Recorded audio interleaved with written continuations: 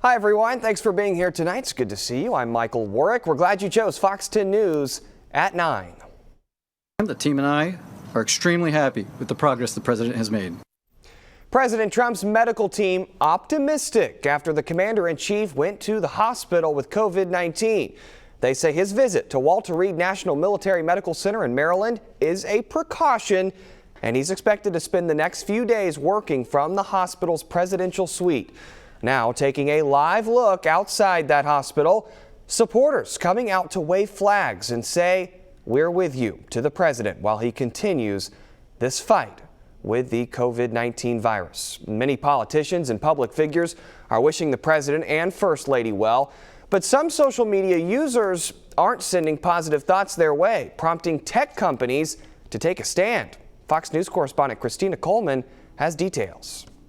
Social media exploding with a mix of reaction to President Trump's positive coronavirus test. Comments ranging from prayers for the president's swift recovery to death wishes, prompting 3 major social media companies to notify users that wishing for the president's death is not allowed. A spokesperson for Facebook posting, Facebook is removing death threats or content targeted directly at the president that wishes him death, including comments on his post or his page, in addition to content tagging him. Twitter posted this, saying, quote, "Tweets that wish or hope for death, serious bodily harm, or fatal disease against anyone are not allowed and will need to be removed. This does not automatically mean suspension." And TikTok adding those kinds of posts violate its community standards. Since Trump's diagnosis, there has also been a torrent of memes mocking the president's diagnosis. Many people criticizing him on social media for holding events with large crowds in the middle of a pandemic. I think that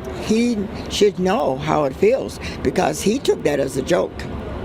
He took it as a joke. He knew about this virus. Despite the online criticism, there's also millions of people sending their well wishes and support for the president's recovery, including current and former government leaders on both sides of the aisle. And there continues to be mixed reaction to the president's COVID-19 diagnosis all over social media as new developments transpire. In Los Angeles, Christina Coleman, Fox 10 News. Michael? An outpouring of support for President Trump and the First Lady as they fight coronavirus. Alabama Governor Kay Ivey tweeting, "I'm praying for a full and swift recovery for our terrific POTUS and FLOTUS. Alabama stands with you, Mr. President, and we appreciate your steadfast leadership. We are stronger together, and we will get through this together." Meanwhile, Alabama's 2 Senate candidates both sending their support to the First family. Tommy Tuberville sending prayers and also tweets, "Like millions of other Alabamians, I am confident that one of history's greatest presidents will continue to demonstrate his firm leadership, inspire our nation, and work to make America great again throughout his recovery period." End quote. While Democratic incumbent Doug Jones says, waking to the news that President Trump and First Lady have tested positive, Luis and I hope that they have no symptoms and wish them a speedy recovery. This is a reminder for all of us, folks. This can get any of us. Wear a mask, social distance, be safe. On news of the president and First Lady testing positive for COVID-19 has a special effect on the people tasked with tracing the virus. Veronica Mercadal, a veteran staffer at the Mobile County Health Department, says she hopes the news makes her job a little easier.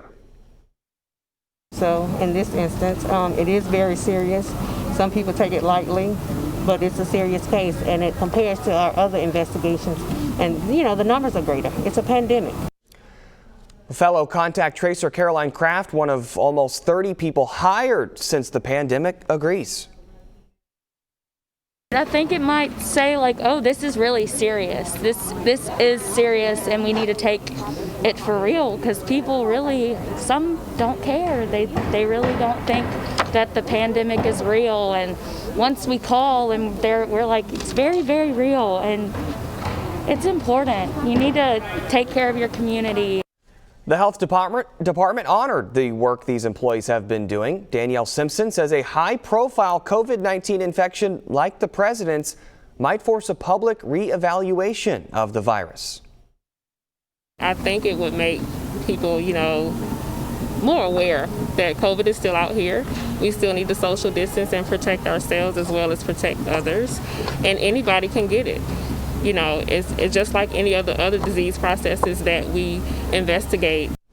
Well, this team of contract tracers has been busy during the pandemic. So far, they've investigated some 14,000 COVID-19 cases. President Trump receiving an aggressive treatment today as doctors caution despite the upbeat news, the next couple days for the president remain critical. As we now know, the president received the remdesivir therapy, something we've tracked is yielding positive results in Mobile hospitals for months. Remdesivir, it's one of only 2 COVID-19 therapeutics with FDA approval for emergency use, now given to its most famous patient yet, President Donald Trump. We've tracked it for months in Mobile as it made the rounds at local hospitals, speeding up the recovery for hundreds of patients. Remdesivir has shown positive results in our patients. President Trump received his first IV infusion of remdesivir last night, and doctors say he'll undergo a 5-day treatment of it. Basically, what it's been proven to do is get you out of the hospital sooner. Remdesivir has been published in articles that it decreases the length of stay by almost 4 days on patients who have coronavirus. That's a very helpful thing because you can discharge people quicker and allows more beds to open up for other patients who have COVID. More than 7 million Americans have now had the virus. More than 208,000 did not survive. Though the president does qualify as high risk, an upbeat report today as he says he's feeling good. So many things have happened. If you look at the therapeutics, which I'm taking right now, some of them, and others are coming out soon that are looking like, frankly, they're miracles, if you want to know the truth. The president's former doctor, Ronnie Jackson, who helped design the presidential wing at Walter Reed, predicts President Trump will spend 3 to 4 days there. Well, you can count on Fox 10 News to stay on top of all the breaking developments as President Trump battles COVID-19. Stay with us on air, online, and on our free Fox 10 News app for continuing coverage. We'll have more on this story throughout our newscast tonight. The Mobile County Public School System gearing up to welcome the next round of students back to school on Monday and their transition back to in-person learning over the next few weeks, sharing precautions the schools are taking and asking parents to take before sending kids back to school. Morella Porter joins us live. Morella, parents pretty much sealing the deal on the route they want to take. Right, Michael. Of course, parents still have the choice to keep their kids home learning remotely, which is what one parent I talked to is choosing to do. Now, parents were asked to let their schools know if their children would be returning to school yesterday. Continuing their transition to in-person learning.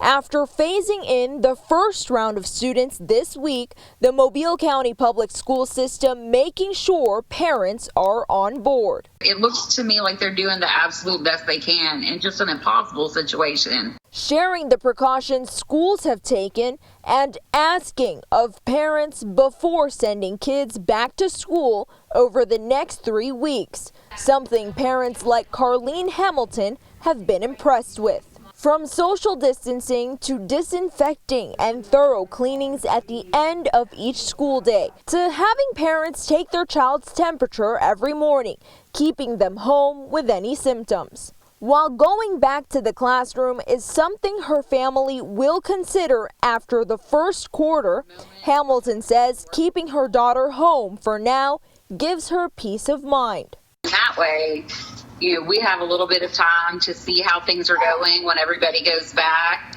and to let them kind of work out the kinks of having all the kids back on campus with all the new rules. And then go from there into deciding if we're going to go ahead and let her go back or not. Now, from wearing masks to bringing personal water bottles, you can go to our website for more information on what parents need to know as they prepare to send their kids back to school. Live in Mobile, Morella Porter, Fox 10 News. All right, Morella, thank you. Well, getting dark over the Bayway as the sun went down on another Saturday. Sure feeling like fall out there with the cooler temperatures. Meteorologist Matt Valentine joining us now. Matt, we're not getting a lot of complaints about the weather we've been getting, but Can't forget about hurricane season. I know, it's crazy. It's beautiful fall weather we've had out there today, and 700 miles due south of us, there's a tropical storm, Gamma. It's got winds of 60 miles per hour. It's right there on the Yucatan Peninsula. It's been working its way across there this afternoon and this evening, moving to the northwest at 8 miles per hour is Gamma.